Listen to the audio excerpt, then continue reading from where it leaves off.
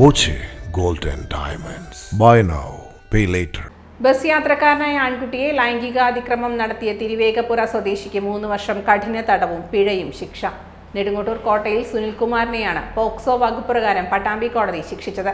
2023 സംഭവം. ബസ്സിൽ യാത്ര ചെയ്തിരുന്ന ആൺകുട്ടിയെ സുനിൽകുമാർ ലൈംഗികമായി ഉപദ്രവിക്കുകയായിരുന്നു. പോക്സോ വകുപ്പ് പ്രകാരം കേസെടുത്ത് സംഭവത്തിൽ 3 വർഷം കഠിന തടവും 20,000 രൂപ പിഴയുമാണ് സുനിൽകുമാറിന് ശിക്ഷ. പിഴ സംഖ്യ കുട്ടിക്ക് നൽകാനും വിധിയായി. പട്ടാമ്പി പോക്സോ കോടതി ജഡ്ജ് ദിനേശ് എം പിള്ളയാണ് വിധി പറഞ്ഞത്.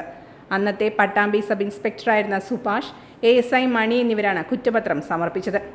പ്രോസിക്യൂഷനു വേണ്ടി അഡ്വക്കേറ്റ് A സന്ദീപ് ഹാജരായി. Chalissery police station assistant sub ഇൻസ്പെക്ടറും പട്ടാമ്പി പോക്സോ കോടതിയിലെ ലൈസൺ ഓഫീസറുമായ S മഹേശ്വരി പ്രോസിക്യൂഷനെ സഹായിച്ചു. കേസിൽ 15 സാക്ഷികളെയും 17 രേഖകളും ഹാജരാക്കി. Time kids preschool, Mannannur road, Vaniyamkulam. Dot view news. കാഴ്ചകളാണ് ലോകം, കണ്ടു തുടങ്ങുക.